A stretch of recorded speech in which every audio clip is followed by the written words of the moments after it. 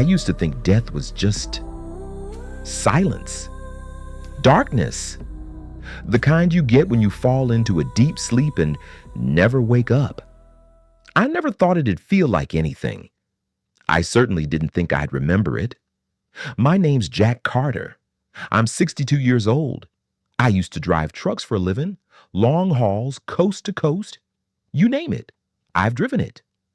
But these days, I live alone in a trailer just outside Amarillo, Texas. My wife, Susan, died in a car crash almost 12 years ago. Since then, it's just been me and my daughter, Emily. She lives down in Austin, calls once a week, visits when she can. Good girl.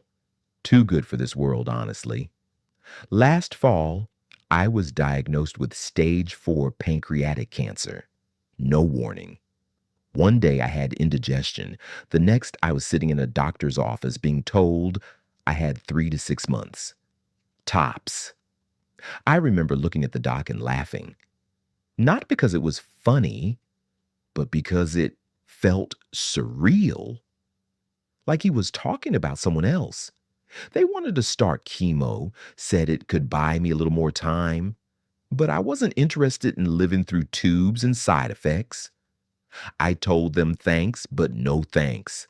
I signed the forms, went home, and started making peace with the idea that my time was almost up. I didn't tell Emily everything. Just said I was tired. Didn't want to worry her. She's got her own life, job, boyfriend, apartment. I didn't want her putting it all on hold for me. The thing is, when you know you're dying, something strange happens. You start noticing time differently. Coffee tastes stronger.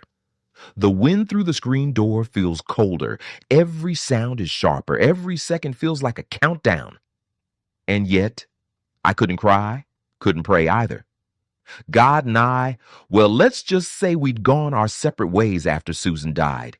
She was the churchgoer, Bible on the nightstand, choir on Sundays. Me? I sat in the back pew, if I went at all.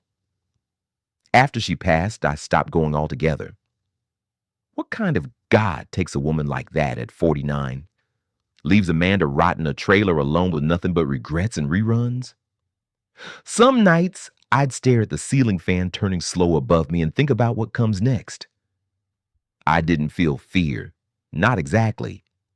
More like resignation, acceptance. Like sitting on a porch watching a storm roll in. You know it's coming. You just don't know how hard it'll hit.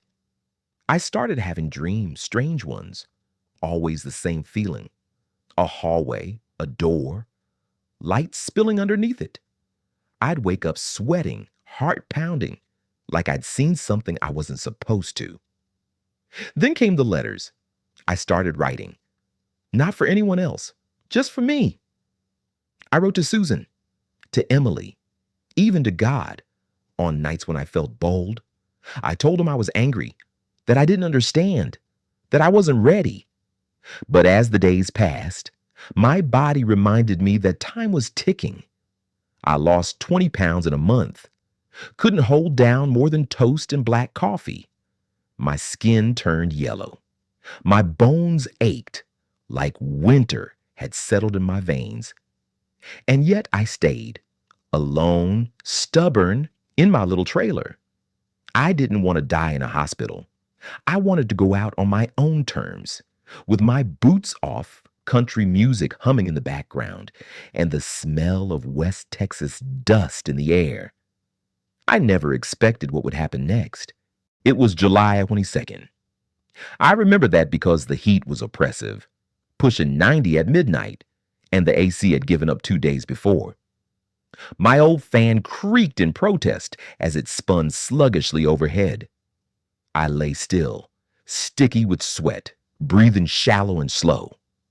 Something felt different, not like pain. I'd gotten used to pain. This was something deeper, like a quiet whisper from the inside telling me, this is it. I turned my head to the digital clock on the nightstand, 2:13 a.m. The numbers glowed red in the dark. And then silence. Not just quiet, but absence. No fan, no bugs chirping outside, no hum from the mini fridge. Just an all-consuming stillness. It was as if the world had exhaled and forgotten to breathe back in. I blinked, or at least I thought I did, because suddenly I wasn't in my bed anymore. I was above it. I know how crazy that sounds. Believe me, I do.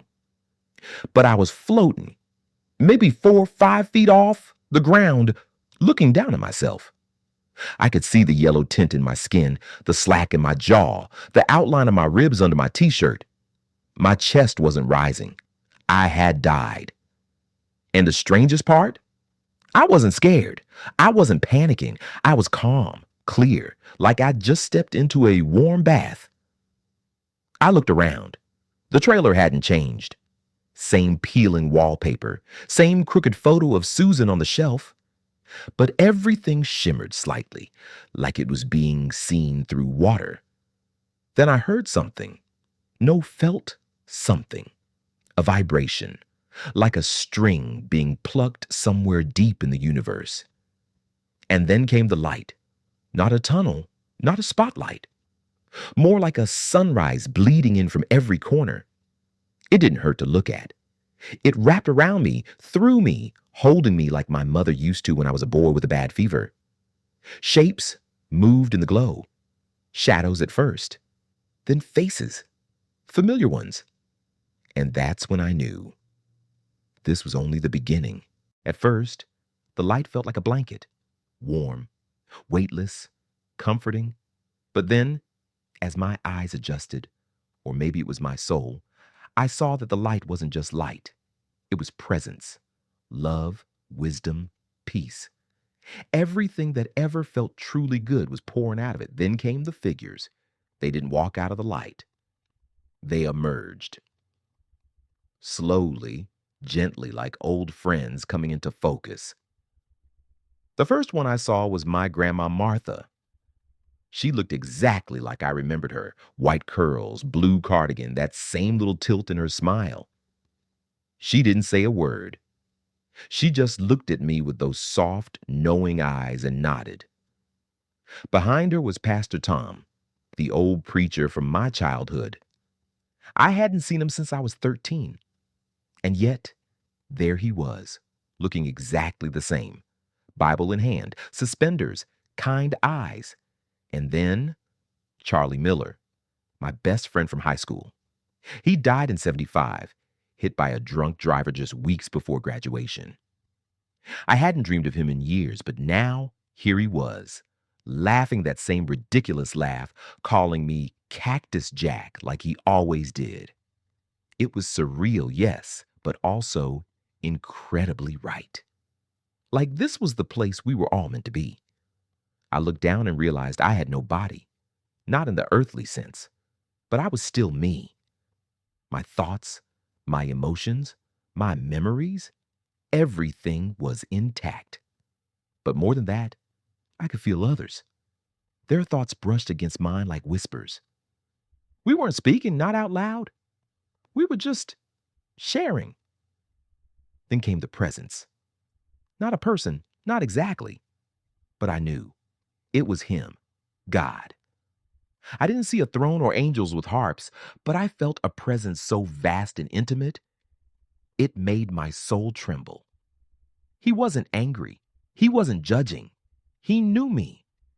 Every thought I ever had, every mistake, every kindness, every failure. And still, I felt loved. That's when the review began. Not like a movie, not in chronological order, more like moments, flashes of impact. Times I'd hurt others. Times I'd loved well. Times I stayed silent when I should have spoken. Times I stood tall when it counted. And it wasn't about shame. It was about clarity. I saw the ripple effects of my choices. I saw the waitress I yelled at in '89 and how she cried in the back room. I saw the hitchhiker I picked up in Colorado and how that one act changed his whole direction. It was humbling and healing. Then came the question, not spoken, but impressed into my very being. Did you love well? And I didn't know how to answer because the truth is, I hadn't. Not enough. But then, like a wave of warmth, I felt grace, pure, unfiltered grace. Not earned, not deserved, just given. That's when I cried, not from sadness, but from overwhelming gratitude. I turned to look at Grandma Martha again, but she was gone. So was Charlie. The light was starting to dim, fading softly like the last glow of a candle. And I heard a voice, not from around me, but through me. You're not done yet. Then another voice, familiar, desperate. Dad, please. Emily. And just like that, the light snapped away. One moment I was in the light, surrounded by warmth, clarity, and grace. The next, it was gone, snatched away like a curtain yanked from a window. It wasn't a gentle transition. It felt like being pulled through molasses, like gravity suddenly decided it wanted me back. There was a pressure, a weight, a roaring silence. I couldn't breathe. I didn't even remember what it felt like to breathe. Then came her voice. Dad, please, please come back. It was Emily. Somehow, her voice cut through the veil, sharper than any sound I had heard in that realm of peace. It carried fear, love, desperation, all wrapped in a single trembling plea. My soul recognized it instantly. That voice was mine to protect. Still was. Suddenly I gasped. Air flooded back into my lungs like a tidal wave. My chest heaved, my whole body jolted like I'd been shocked with electricity. Pain returned, sharp and searing, but I welcomed it. Because pain meant life. Pain meant I was back. I blinked, vision blurry. The fan was spinning overhead again. The mini fridge buzzed softly in the corner. I was in my bed, alive. Dad? Emily's face hovered above mine, tear-streaked, eyes wide with panic and relief. She was clutching my hand, white-knuckled. I couldn't speak. Just squeezed her fingers as tightly as I could. That was enough. She had driven through the night. Said she felt something was wrong. Couldn't sleep, got in her car, and drove 3.5 hours from Austin to Amarillo. She arrived just after 2, found me unresponsive, cold. She thought I was gone. I was. She said she prayed over me, begged me to come back, told me she still needed me. And maybe that's why I did. Later, the paramedics called it a seizure, said I was lucky, but luck had nothing to do with it. I had died, and someone sent me back. The days that followed felt like living in borrowed time. Every sunrise, every breath, none of it felt ordinary anymore. I woke up not just from death, but from a life I'd been sleepwalking through for years. Emily stayed by my side. She made coffee in the mornings, sat with me through long silences, and didn't ask too many questions. But one morning, she finally did. Where did you go, Dad? I looked at her, and I knew she deserved the truth, so I told her about the light, Grandma Martha, Charlie, the review of my life, and the voice. About how it all felt more real than anything I'd ever lived. She didn't cry. She just nodded, squeezed my hand, and whispered, I believe you.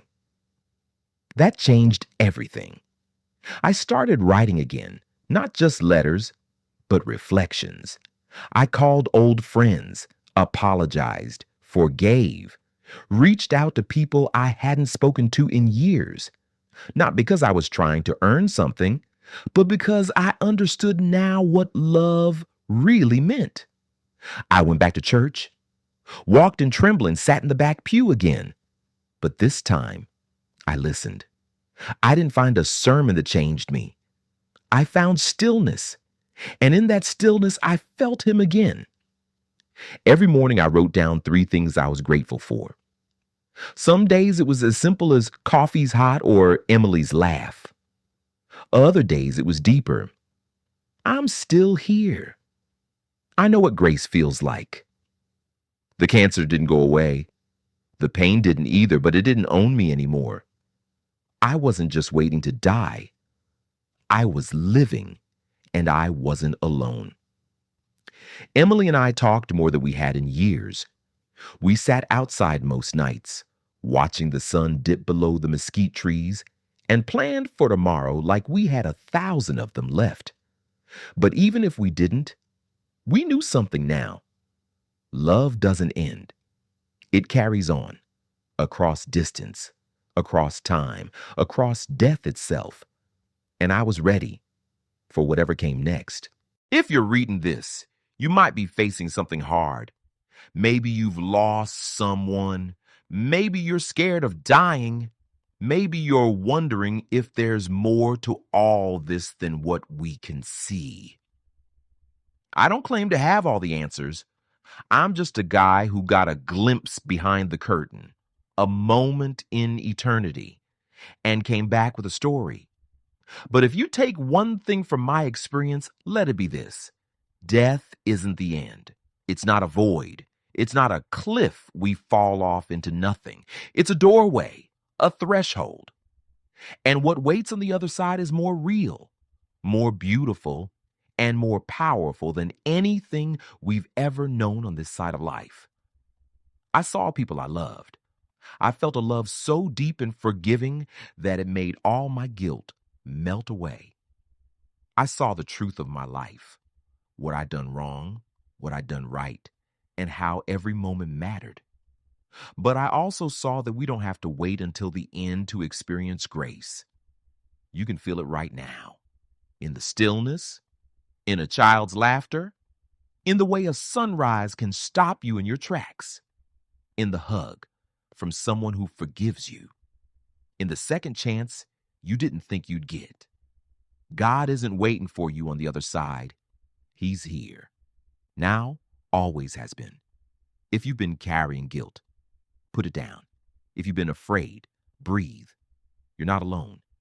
If you've lost someone, know this. They're not gone. Not really. Love doesn't die. It echoes. I used to be angry. I used to think faith was a crutch, that hope was for the naive.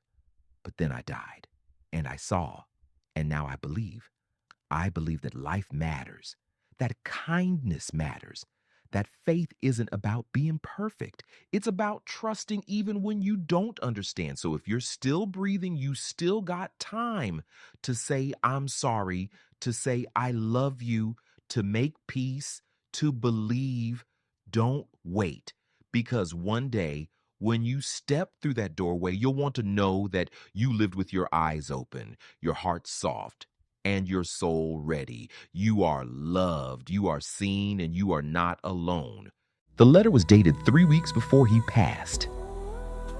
Emily found it tucked inside his old Bible, the one with yellowed pages and Susan's handwriting in the margins.